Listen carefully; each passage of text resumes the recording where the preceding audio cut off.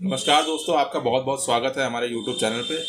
आज हम आपके साथ चर्चा करेंगे उन महिलाओं के संबंध में जो महिलाएं घर से निकलकर दफ्तरों में काम करने जाती हैं और उनका कहीं न कहीं से शारीरिक शोषण किया जाता है। तो इसी चर्चा पे हमारे साथ हैं एडवोकेट रवि द्विवेदी जी। हम इस चर्चा में उनसे कुछ जानकारी लेंगे।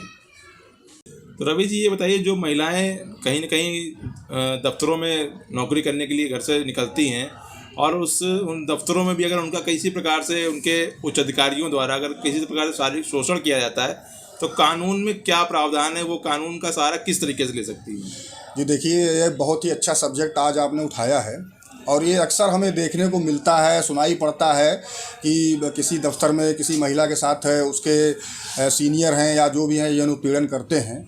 अब वो कभी कभी ऐसा भी होता है कि कुछ महिलाएं होती हैं जो लोक लाज के भय से उसको बताती नहीं हैं और शर्म के मारे उस चीज़ को किसी से कह नहीं पाती हैं।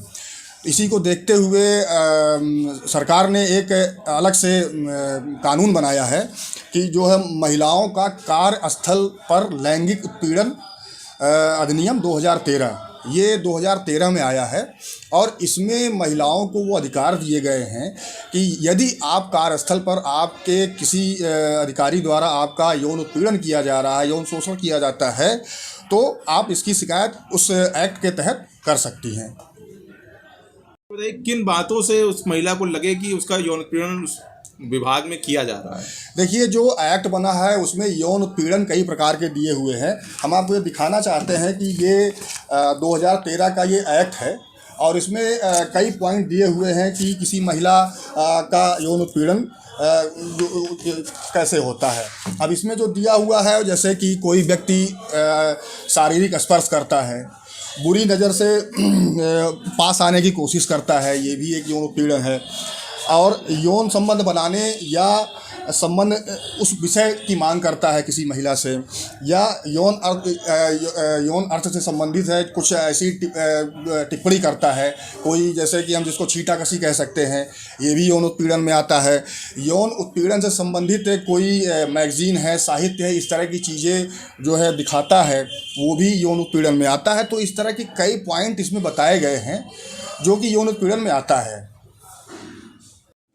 देखिए, इसमें एक चीज़ और भी है कि जैसे कोई व्यक्ति किसी महिला को देखकर, उसके शरीर को देखकर कोई ऐसी टिप्पणी करता है कि जिससे उस महिला को लगता है कि उसका सेक्सुअल हैरेसमेंट किया जा रहा है, तो भी इस एक्ट में वो आ जाएगा। अभी ये बताइए, अगर उस महिला का यौन उत्पीड़न किया जा रहा है तो वो इसको लेके ये शिकायत लेके किसके पास जाए? देखिए, इसमें ये है कि जब किसी महिला का यौन उत्पीड़न उसके कार्यस्थल पर किया जाता है, तो वो 3 महीने के अंदर इस शिकायत अपने विभाग के जो प्रमुख हैं उनसे कर सकती है। वो जो विभाग के प्रमुख हैं वो एक समिति गठित करते हैं उसके लिए। उस समिति की जो अध्यक्ष होती है वो कोई महिला होगी। यदि उस विभाग में महिला नहीं है तो किसी दूसरे विभाग से महिला को बुलाया जाएगा अध्यक्ष पद के लिए, और उस समिति में जितने भी सदस्य या मेंबर्स जो भी होते हैं उसमें आधे सदस्य जो है वो महिला होती हैं और वो अपनी शिकायत उसके सामने रख सकती है। वो समिति उस पूरे शिकायत की जांच करती है कि कैसे क्या है, जो आरोप लगाया गया है वो सही है या गलत है। इन सब चीज़ों की जाँच वो समिति करती है और एक रिपोर्ट बनाकर अपनी देती है। तो रवि जी, ये बताइए, अगर जो महिला पीड़ित है उसने शिकायत कर दी, तो शिकायत करने के बाद उसको क्या अधिकार दिया गया है कि अपनी शिकायत करने के बाद भी उसको कुछ राहत मिलेगी? जी देखिए, पहली बात तो ये बता दें कि जैसे ही कोई महिला शिकायत करती है किसी के बारे में कि उसका कार्यस्थल पर यौन उत्पीड़न किया जा रहा है, तो उसे एक्ट में ये सुविधा दी गई है कि वो चाहे तो जितने दिन इंक्वायरी चल रही है, जैसे कि 3 महीने की इंक्वायरी है, तो 3 महीने उसको छुट्टी दी जा सकती है, पेड लीव। यानी कि वो छुट्टी उसके जो अकाउंट है उसमें से काटी नहीं जाएगी, कोई सैलरी का डिडक्शन नहीं किया जाएगा। तो वो खुलकर शिकायत कर सकती हैं और इससे उन्हें डरने की कोई आवश्यकता नहीं, क्योंकि एक्ट में उनको पूरा प्रोटेक्शन दिया हुआ है। पीड़िता द्वारा जो है जो भी आरोप लगाए, अगर वो आरोप सिद्ध हो जाते हैं तो विपक्षी को क्या सजा मिलेगी? देखिए, ये विभागीय जांच होती है। विभागीय जांच में यदि अपराध सत्य पाए जाते हैं तो उस व्यक्ति को वहाँ से स्थानांतरित भी किया जा सकता है, उसे सस्पेंड भी किया जा सकता है, उसकी सैलरी भी काटी जा सकती है और उसका प्रमोशन भी रोक दिया जा सकता है।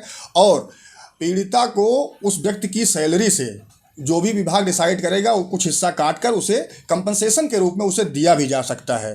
तो ये इसकी प्रोसीडिंग है। और एक बात और बताना चाहूँगा मैं, ये जो वीडियो हमारा है, ये जो मैंने प्रोसीडिंग बताई है, ये उन महिलाओं के लिए है जो केंद्र सरकार के यहाँ कार्यरत हैं या राज्य सरकार के यहाँ कार्य, यानी कि एक तरह से कह सकते हैं कि सरकारी विभाग में कार्यरत हैं। ये वीडियो जो आज हम आपके सामने लेके आए थे, ये वीडियो सिर्फ उन महिलाओं के लिए है जो केंद्र सरकार या राज्य सरकार के अंतर्गत कहीं भी सरकारी नौकरी करती हैं, क्योंकि वो अपने उच्च अधिकारियों को शिकायत करके एक कमेटी के माध्यम से अपनी शिकायत दर्ज करा सकती है।